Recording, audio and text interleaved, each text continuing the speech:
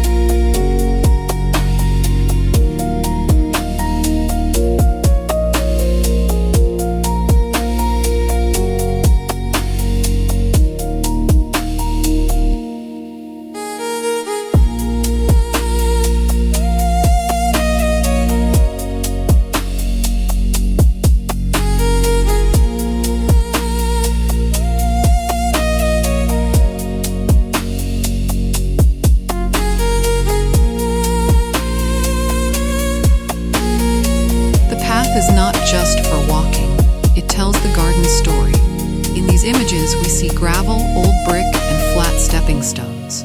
The path does not rush straight ahead. It curves gently, passes between flowers, and disappears toward an arbor, a gate, or a quiet green background. That makes us want to keep moving. For a video, this is powerful. We can guide the viewer as if we are walking slowly through the garden together. A good path also organizes the space. On one side, we may see dense flowers. On the other side, there may be a bench, a raised planter, or a small sitting area. Gravel feels relaxed and drains well. Brick feels warm and old. Large stones feel handmade. You do not need a perfect hardscape. You need a path that feels safe, simple, and slightly imperfect. Keep watching, because next we will see how seeding turns the garden into a living space.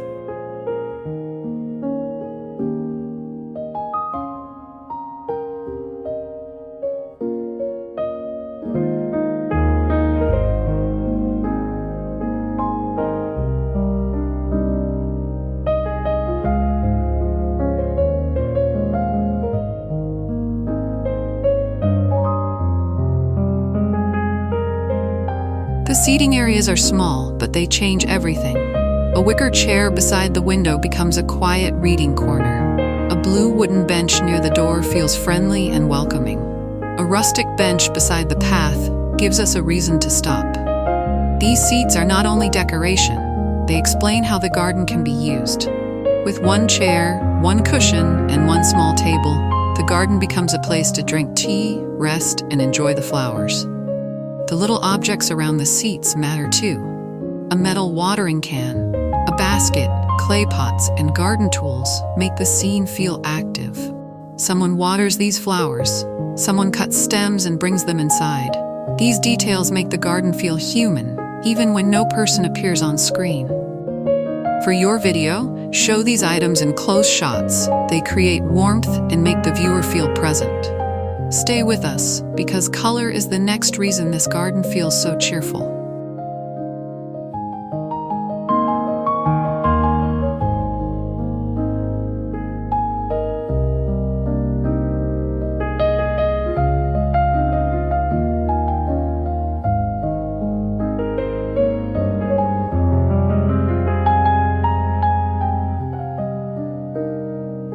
The colors are bright, but they do not feel messy. The base is calm: green leaves, white siding, terracotta clay, gray stone, and weathered wood. Then the flowers bring energy. We see pink roses, purple lavender, blue hydrangeas, yellow black-eyed Susans, orange marigolds, red geraniums, and soft white daisies. Because the background is quiet, the flowers can be colorful without becoming too loud. This is a simple rule: keep the structure calm, then let the flowers sing. Repetition keeps the design connected. Pink appears in roses, geraniums, and floral cushions. Purple appears in lavender, clematis, and tall flower spikes. Yellow appears in sunflowers and black-eyed Susans. Blue appears in hydrangeas and ceramic pots. These repeated colors tie one corner to another. If you want to copy this, choose 3 main flower colors and repeat them in different sizes. Keep watching, because the next detail makes the garden feel taller and more romantic.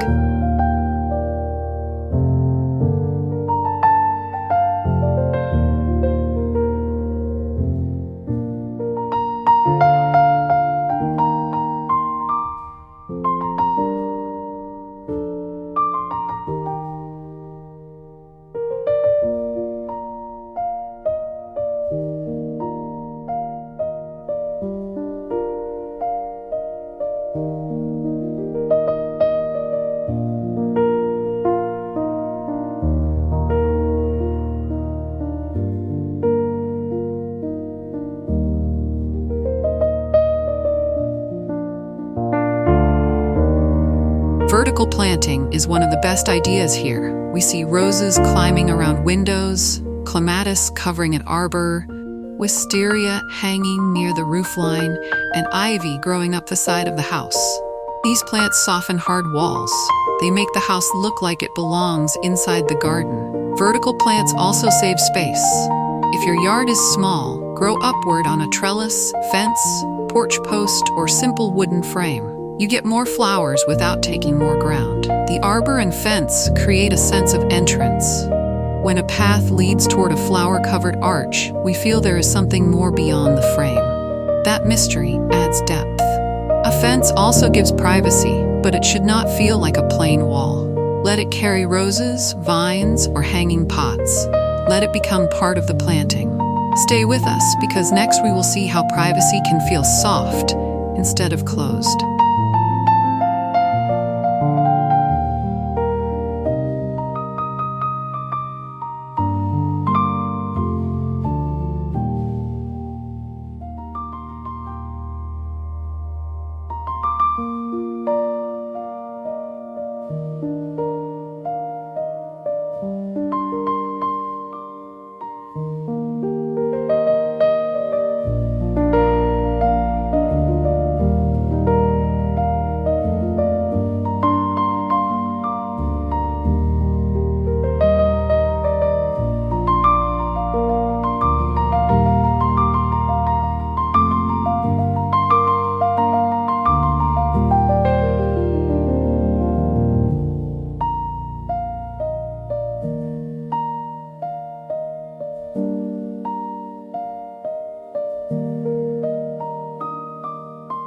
Privacy in this garden comes from layers. There are shrubs near the house, taller flowers along the path, climbing roses on the fence, and mature trees in the background. Together, they filter the view. We can still see light and movement, but the sitting area feels protected. This is useful for small yards. Instead of building one heavy screen, use plants at different heights. A hydrangea can block the lower view. A rose can soften the middle. A tree can create shade above. The mature trees are important because they cool the scene. Bright flowers can feel too hot in full sun, but shade makes them peaceful. Dappled light also looks beautiful on video. It moves across the path, the pots, and the bench. If you do not have large trees, you can create a similar feeling with a pergola, a vine-covered arbor, or tall shrubs. Keep watching, because next we will connect the garden back to the house.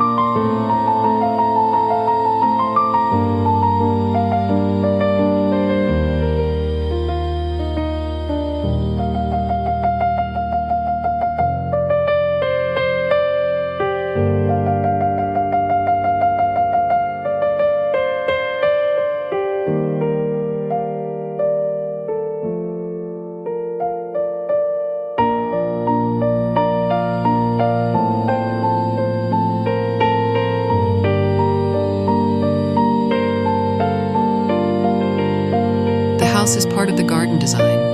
The green shutters repeat the green leaves.